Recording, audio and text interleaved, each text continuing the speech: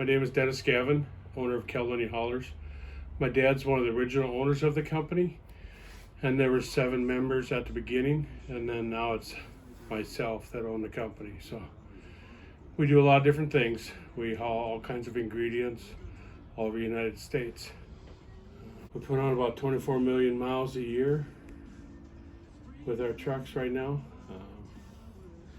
And through the COVID thing, we didn't slow down much. We've had to readjust and do some different things, but we're still, most of our people, have helped us out and kept trucking.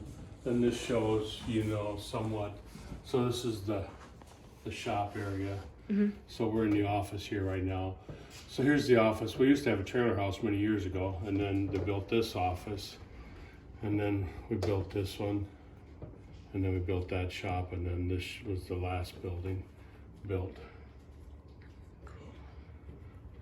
And then you have like a bunch of different lots for your semis. Yeah, we have, we've ended up buying other buildings around us. Years ago we should have went out in the country and started over and had more acreage, but we didn't, mm-hmm. So now we're kind of stuck, landlocked a little bit with houses around us, but trying to make do with what we got, Mm-hmm.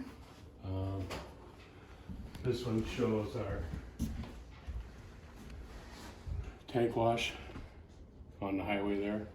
So we still bring some milk in here to reload and haul it out, but most of the milk now goes directly to the processing plants. So we use it mostly just for washing trailers, because we're gonna go haul products for different people. We might go to Cedar Rapids, we might go to La Crosse, we haul some stuff into the brewery, out of the brewery, stuff like that too. So in the last couple of years, we built another shed for parking trucks back here, but this is a 6-acre lot. It's really not big enough. We need more than that. So, but mm-hmm. That's what we have to work with. So that's what we're doing. Booking freight. There's some guys that are just talking to drivers. Okay. There's some people that are just talking to customers. Yeah, if you could so everybody has kind of a different role in what they're doing. We have different systems for tracking the trucks. We can track the truck and we can also track the trailer. We can tell you what the temperature of the trailer is. We have trailer tracking with temperature monitoring on them. So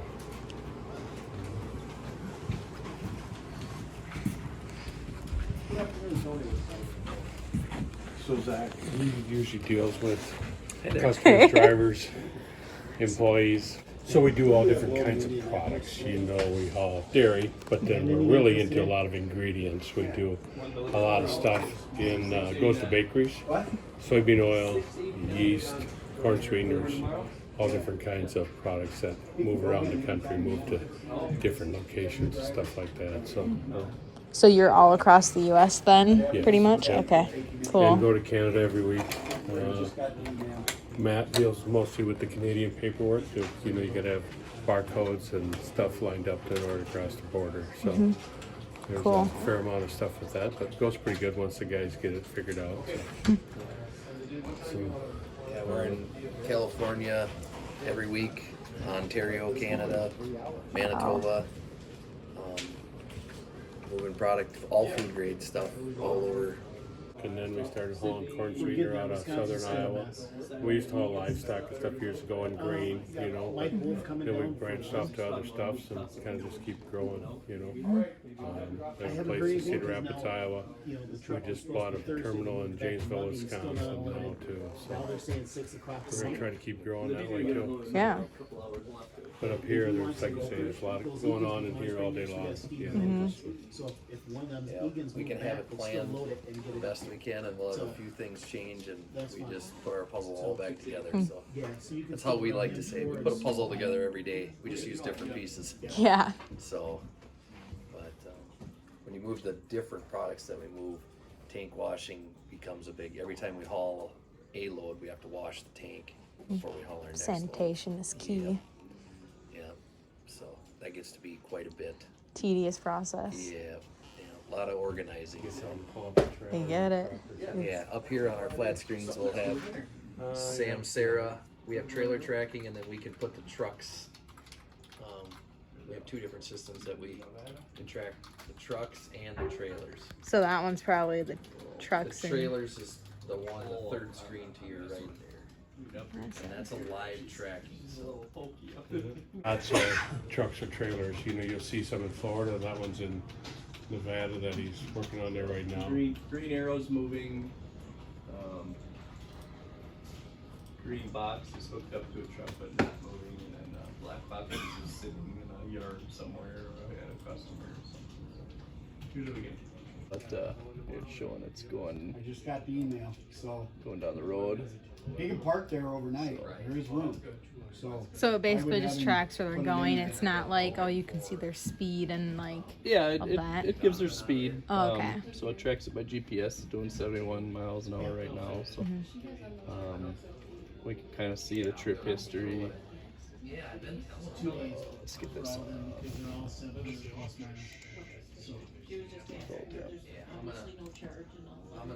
So you can kind of see when it stopped and different segments of that trip and what time. So like you can expand to a few days and kind of see where it came from. It went real far in the last few days here. From Wyoming to, but it just shows different trips. So you can look up temperature on it because that's with being food grade. That's important too. So Maybe just pull your warboard up to show how many loads are on the warboard or whatever too on your other screen. it's not pulling up. Usually that's all over the place. So I'll have to pick a different one, but. Yeah, so So here's them are all the loads that we have to. different colors or possibly just different stipulations or type of load just to help us pick out different ones. So, but I don't know, we're averaging these days 80 or 90, probably 80 loads a day or something like that. I haven't run it in a while, but so, all kinds of different stuff.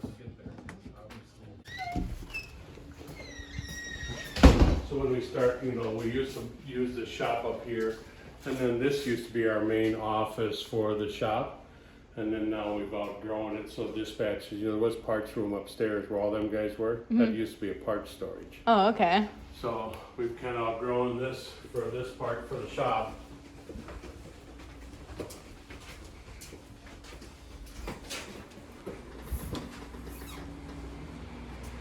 Now we're using this building when we get new trucks in, so that's a brand new truck. Then we have a company come in and they install these generators on the trucks so that the truck engine doesn't have to idle overnight. It'll run off of that small diesel engine to keep the cab either cool or hot, whatever they want. So they come and work in this building here to install these.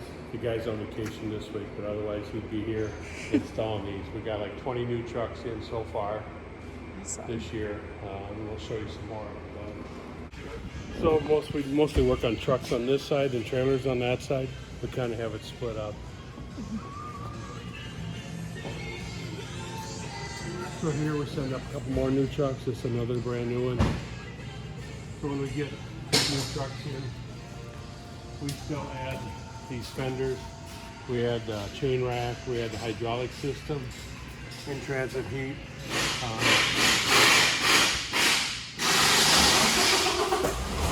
We have a guy come in and ladder them, you know.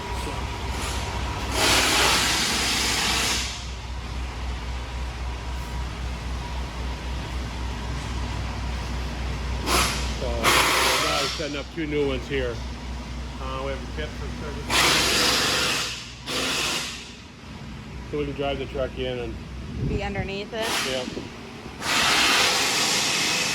That's worked out really well. We really like it. Now we just bought these hoists so we can pick a truck up just where they're sitting, you know, if we Yeah. want. Seem to like them too, but the pit works very well. Quick, easy drive in.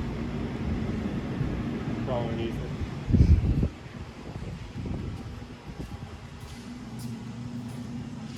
So we buy mostly Peterbilts.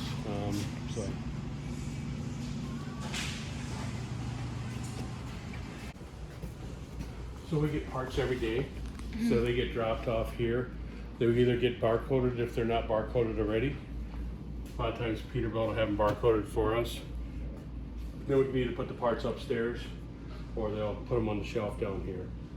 So Pete's our parts guy, and then Sarah also works on invoices and putting parts away. So we kind of have it set up so the parts are kind of in the middle. So you got 3 bays on that side and 3 bays on that side. So less footage for the drivers or the mechanics to have to walk back and forth. So we try to have it organized that way.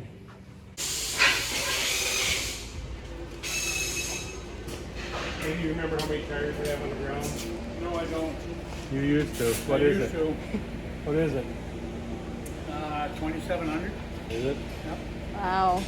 So, That's a lot of tires. a lot of rubber to be wearing out.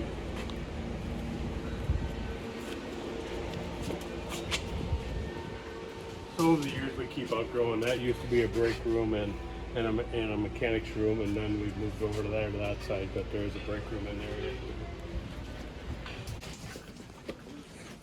So we have a shop foreman that sits in here. He happens to be on vacation this week, so he's usually scheduling work for the mechanics and dealing with some of the breakdowns on the road. There's Gary in there. He usually just deals with stuff on the road that's broke down. There's something breaking down all the time. So even like all the paperwork we have, we have tons of paperwork because we haul, almost 50 loads of milk a day off farms and another, like Don said, 90 loads a day of other stuff. So we have a lot of invoices and paperwork. So the driver's required to scan this paperwork in. A lot of truck stops have these scanners, or you can do it with your phone. So once they scan it into the system, then it goes directly into our server and we can throw this away. Perfect. So we're trying to get more paperless. We have the paper to begin with, but then once it gets on our server, it's in a file. So rather than the gals to have 150 sheets of paper on their desk every day that they got to go through, these loads will scan right into the trip that they're dispatched on, and then we can bill it out. So that's actually working out pretty well. That's just in the last couple of years that we've done that. Okay. And that's we're going to do that now with our route trucks too. We're going to have them, because the co-ops, they want to know how much milk they're getting every day. So they want more accurate, quicker records versus waiting for the invoice to come back or us to send it in a week later. They want to know it instantly. So we're trying to do more of this kind of stuff, scan it in. Become more productive. Yeah. Have less file cabinets. Years ago we built extra file cabinets, and now we're trying to get so we're doing document management where everything's getting scanned in. Install a generator for our office area for a backup. We don't have a backup generator. So when electricity goes down, there's a lot of people, our servers, our computer, we struggle because we have people on the road, so we're gonna do a generator.